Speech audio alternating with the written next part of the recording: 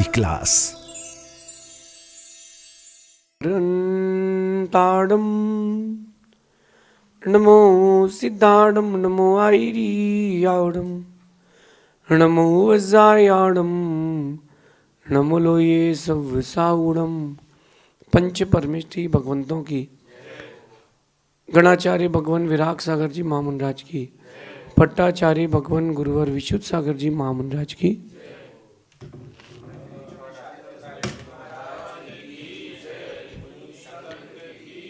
या हम सभी अपने जीवन में सुख और गुणों की अभिवृद्धि के लिए नीति के विषयों का श्रवण कर रहे हैं। नीतिकार हमें सिखाते हैं कि साइलेंस एंड वायलेंस, इनके बीच का बैलेंस बना के रखना। हर बार साइलेंट रहने से भी काम नहीं बनता और हर बार वायलेंट रहने से भी काम नहीं बनता। कई लोगों का नेचर रहता है कि वो थोड़ा सा एग्रेसिव होते हैं ताकि सामने वाला ठंडा हो जाए। तेज आवाज में कहना, ऊंची आवाज में कहना, टोन थोड़ी बिगाड़ करके कहना, गुस्सा करके कहना, ताकि मेरी बात रखी जाए, मेरी बात मानी जाए। ऐसा कई लोगों की लाइफ का फेस रहता है, तो वो अपना काम वायलेंट होकर के बनाते हैं।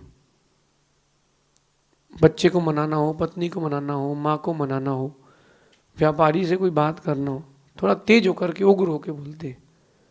यद्यपि ऐसे लोगों की वैल्यू कम होती है, लोग उनकी बातें प्रेशर में मानते हैं, अंदर से नहीं मानते। तो अपने जीवन में कुछ चीज़ें ऐसी भी सीख के रखें जो आपके लिए ज़्यादा लाभदायक हो। हर बार साइलेंट रह करके काम ज़रूरी नहीं है कि बने, हर बार वायलेंट लेकर के भी काम बने ज़रूरी नहीं है। बैलेंस बनाएं। जो भी अपनी लाइफ का निर्णय लें, तीन चीज़ों को देख करके सोच करके निर्णय लें। जब भी आप अपनी लाइफ का कोई भी निर्णय लें, तीन चीज़ों पर पहले अपने आप को तौलें। एक बच्चे ने मुझसे पूछा कि महाराज जी हम कौन सा सब्जेक्ट चूज करें। मैंने पूछा आपका फेवरेट सब्जेक्ट क्या है। वो बच्चा कहता है कि मेरे मैथ्स में 95 आए। मैंने प्रश्न क्या पूछा कि आपका फेवरेट सब्जेक्ट क्या है। वो कहता है कि मेरे मैथ्स में 95 आए, मैं सोच रहा हूँ कि मैथ्स ले लूँ। मैंने कहा तुम्हारा फेवरेट सब्जेक्ट क्या है। बोले मैथ्स, उसमें 95 आए। तो एक माइंड सेट कर लिया उस बच्चे ने कि 95 जिसमें आए वो मेरा फेवरेट सब्जेक्ट है। मैंने कहा तुम्हारी चॉइस गलत है, तो क्या करना चाहिए। मैंने उसको कहा कि एक ऐसा सब्जेक्ट बताओ जिसमें एक नंबर भी कम आए तो तुम टीचर से लड़ जाते हो। मैं आपको अपना बताता हूँ, मेरे 11th के हाफ ईयरली में 11th की 62% आए, और अकाउंट्स का जो मेरा पेपर था उसमें मेरे 87 आए थे। मैंने कहा मैम इसमें 3 नंबर और बढ़ेंगे। तो मेरी टीचर कहती है कि 3 नंबर बढ़ा करके कौन सा तुम टॉप कर लोगे। बोले नहीं मैंने कहा मेरे अकाउंट्स में 90 तो आना चाहिए, क्योंकि मैंने पूरा पेपर अच्छे से किया है। हिंदी में भले ही मेरे को 30 मिल जाए, 40 मिल जाए, चलेगा, क्योंकि मेरा वो फेवरेट सब्जेक्ट था। उस अकाउंट्स के बेस पर मैंने BBA और MBA को लिया कि यार मेरे को इसमें इंटरेस्ट है। उस बच्चे से मैंने पूछा तो बोला मेरे को तो एक्सपेरिमेंट करने का इंटरेस्ट है। तो मैंने कहा उसमें ही जाओ। जब आप अपनी स्टडीज़ का निर्णय ले रहे हो तो उसमें अपनी हॉबी देखो कि आपका इंटरेस्ट ऑफ फील्ड क्या है, हॉबी क्या है। परसों एक प्रिंसिपल मैम आई हमारे यहाँ, प्रिंसिपल टीचर थी वो। मैंने उनसे पूछा कि वो थोड़ा सा उदास थी। मैंने कहा क्या हो गया। बोले मेरी हॉबी पॉलिटिक्स है, हॉबी, लेकिन परिस्थितियों के कारण, मेरे पति के बीमार पड़ने के कारण मैंने अपनी हॉबी को दबा करके एक प्रिंसिपल बनकर रही हूँ, लेकिन मुझे आज भी पॉलिटिक्स करना है। उनकी हॉबी है, तो वो जो हॉबी है अगर उसको प्रोफेशन बनाती है तो वो टॉप पे जाएगी। आपको भी मैं कह रहा हूँ कि अपने जीवन का कोई भी निर्णय हो, 3-4 बातों को सोच करके निर्णय लें। आज की नीति भी यही कह रही है कि अपनी ताकत, अपनी परिस्थिति और अपना लक्ष्य, इन 3 चीज़ों को देख करके जीवन का हर निर्णय लेना चाहिए। आपकी ताकत क्या है, कितनी ताकत है आपके अंदर, आपका लक्ष्य क्या है और आपकी परिस्थितियां क्या है। ताकत बहुत है आपके अंदर, परिस्थिति विपरीत है तो निर्णय बदलना पड़ सकता है। कई लोग पिता के शांत हो जाने के बाद घर की जिम्मेदारियां आती हैं, उसका इंटरेस्ट था कि मैं डॉक्टर बनूंगा, लेकिन वो डॉक्टर नहीं बनता क्योंकि उसको घर चलाना है, तो 15 साल की उम्र से नौकरी करता है। ये कंडीशंस आती है, लाइफ की सिचुएशंस आती हैं।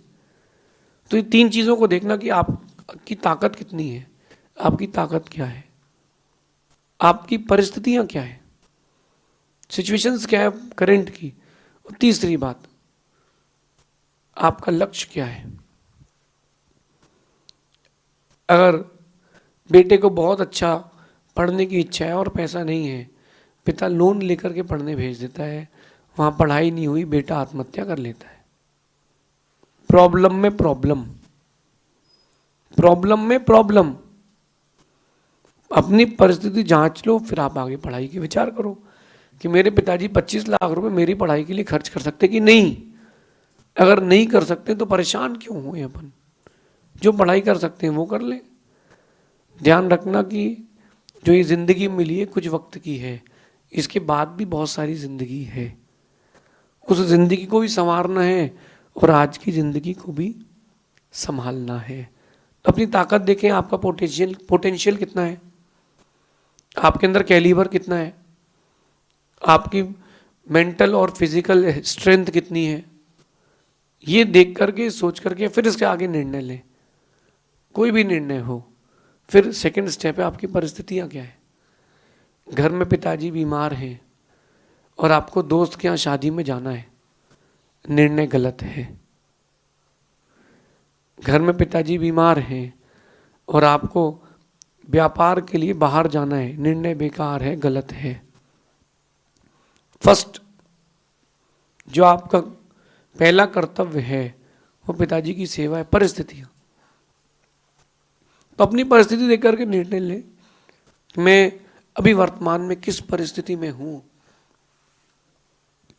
आसपास का वातावरण मेरे अनुकूल है कि नहीं, फिर जीवन का निर्णय लें।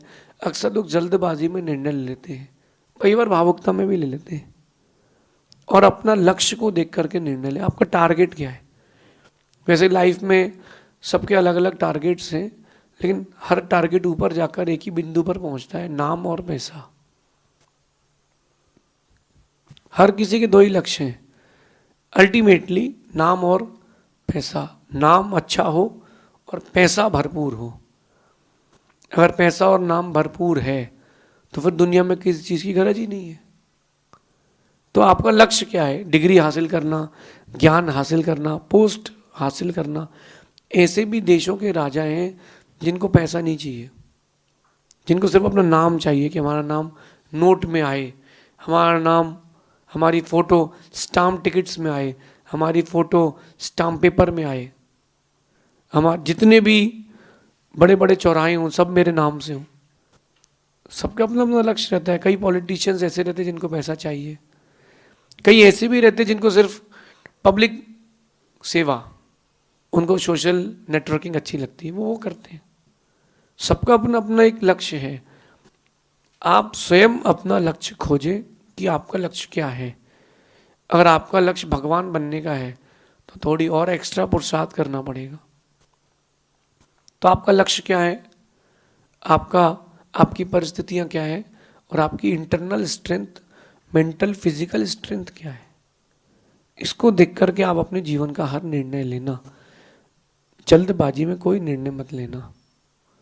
कई बार एक बात आपसे को जोड़ता हूँ मैं, जब परिस्थितियाँ विपरीत आती हैं और किसी से कुछ कहने की इच्छा होती है कि जवाब दे दूँ, तब इन 3 चीज़ों को देखना कि आपकी ताकत क्या है, आपकी परिस्थिति क्या है, आपकी लक्ष्य क्या है। 2 व्यक्ति कार चला रहे थे, सामने वाली कार ने ब्रेक लगा दिया, पीछे वाला आके उसमें भर गया। जो पीछे वाला था वो गुस्से में निकला, ज़्यादा वो हष्ट पुष्ट नहीं था, नॉर्मल हेल्थ हाइट का था। उतरा, उसने कहा इसको बताऊं क्या, गेट खोल के आया, वो जो आगे वाली कार में जाके उसने देखा 4 बाउंसर बैठे थे अच्छे। वो आया, गेट खोले, कहता है भाई साहब आपका, जैसे अब उसने गुस्से में गेट तो खोल दिया उसका, कहता है आपकी गाड़ी में ज़्यादा चोट तो नहीं आई, मैं पूछने आया हूँ। अगर वो उसी कॉलर पकड़ता तो गाड़ी तो गई थी, वो भी जाता। तो एक एग्जाम्पल दिया है मैंने आपको ये। ऐसे अगर आपको किसी को जवाब देना हो, प्रत्युत्तर भी देना हो, तो भी इस नीति को ध्यान रखना, हर बात का जवाब देना जरूरी नहीं है और हर बार चुप रहना भी जरूरी नहीं है। जब आप किसी को जवाब दे रहे हो या निर्णय ले रहे हो, साइलेंट रहने का या वायलेंट रहने का, तो आप इस चीज़ को देखना कि आपकी स्ट्रेंथ क्या है। आप अकेले हो, सामने वाले 200 हैं, वहाँ लड़ने झगड़ने मत खड़े हो जाना। राम लक्ष्मण 2 ही अकेले थे, राम लक्ष्मण 2 ही अकेले थे, लेकिन राम को अपनी ताकत पता थी। परिस्थितियां विपरीत थी, लेकिन राम को अपनी ताकत पता थी कि मेरी ताकत ही है कि मैं अकेला भी सीता को वापस ला सकता हूं। राम को अपनी स्ट्रेंथ पर विश्वास था, राम को अपनी ताकत पर पूर्ण विश्वास था, तो राम ने अपना काम किया। जबकि रावण के पास सेना ज्यादा थी, वो वायलेंट था, राम साइलेंट थे। आप क्या कर रहे हो और आप क्या कर सकते हो, इस बारे में आप ज़रूर सोचना। हर बार जवाब देना भी ज़रूरी नहीं और हर बार चुप रहना भी ज़रूरी नहीं है। जहाँ बोलने से काम बने वहाँ बोले, और जहाँ चुप रहने से काम बने वहाँ चुप रहना सीखें। बड़बोलापन अच्छा नहीं होता। कई बार लोगों को लगता है बस बोलते ही रहो। मैं आपको अपनी बताता हूँ कंडीशन।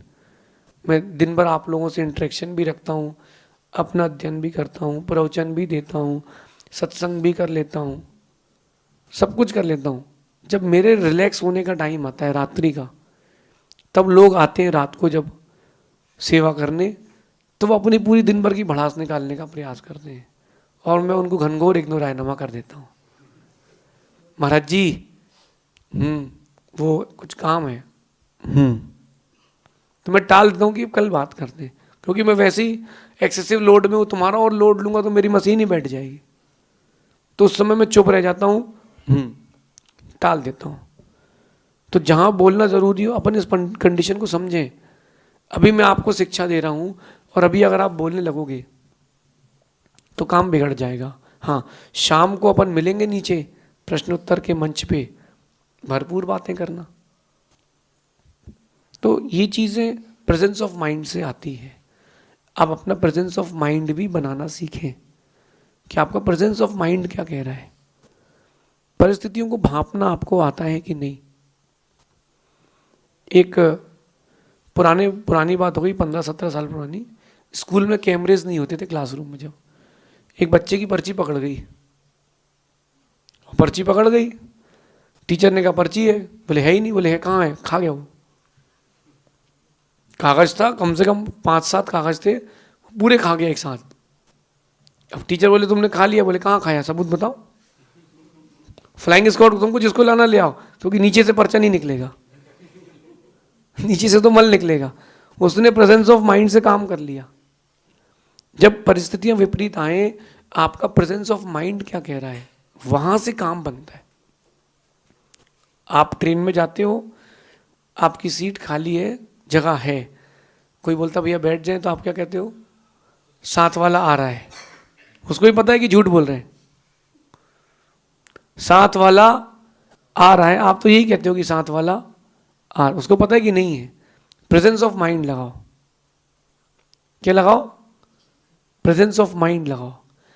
जीवन की हर परिस्थिति में प्रेजेंस ऑफ माइंड लगाओ। अपने आप का भी एनालिसिस करो और सामने वाले का भी एनालिसिस करो। या तो तुम शेर बनो या शेर को बूढ़ा होने दो, तब काम बनेगा। एक और नीति आपको सिखाता हूं इस बीच में। आपका किसी ऐसी परिस्थिति, ऐसे व्यक्ति से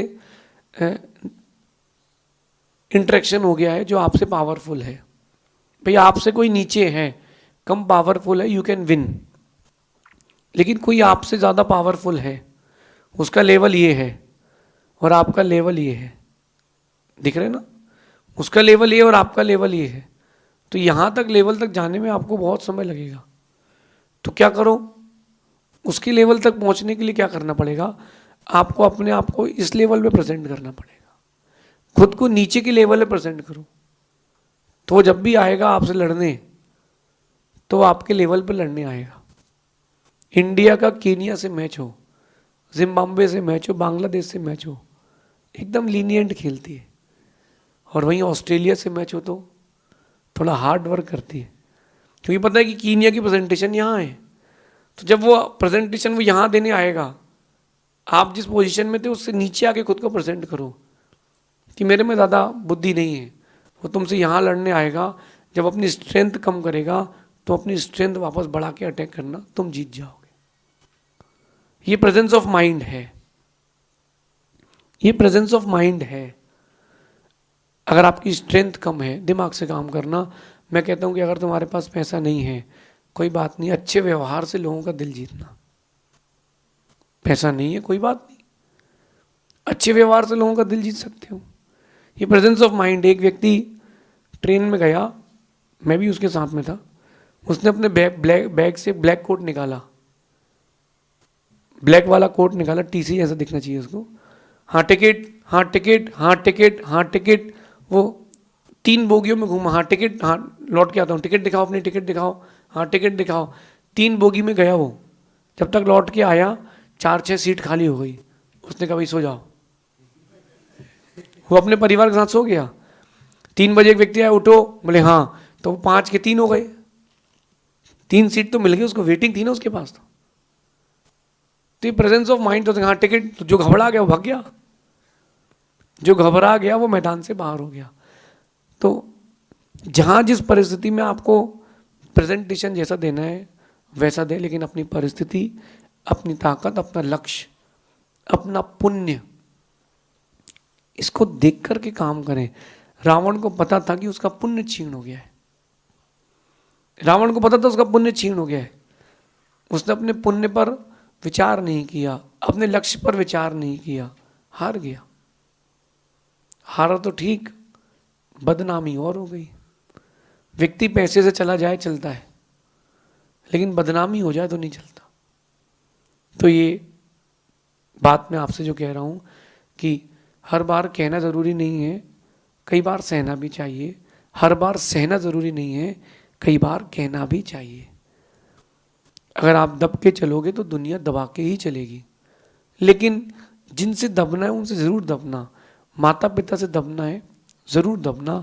पत्नी से कभी नहीं दबना चाहिए, तो कभी नहीं दबना। और जहाँ तुम एक बार पत्नी से दबे, कपड़े धुलवाएगी, चाय पिलवाएगी बनवा के।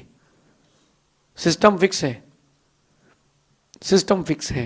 ये नीति अपने जीवन में उतार के अपने व्यक्तित्व, अपने प्रेजेंस ऑफ माइंड को वेल गुड करना। जहाँ बोलने से काम बनता हो वहाँ बोले, और जहाँ चुप रहने से काम बनता हो वहाँ चुप रहें। Some time be silent and some time be violent. ये नीति आपके व्यक्तित्व को बहुत ऊंचाइयाँ देगी, आपको प्रॉब्लम से बाहर निकाल के सॉल्यूशन तक रखेगी। प्रेजेंस ऑफ माइंड आपको अपना बढ़ाना है, क्योंकि कंडीशंस आपकी हैं, लक्ष्य आपका है, जीवन आपका है। शेष आगे देखेंगे। भगवान महावीर स्वामी की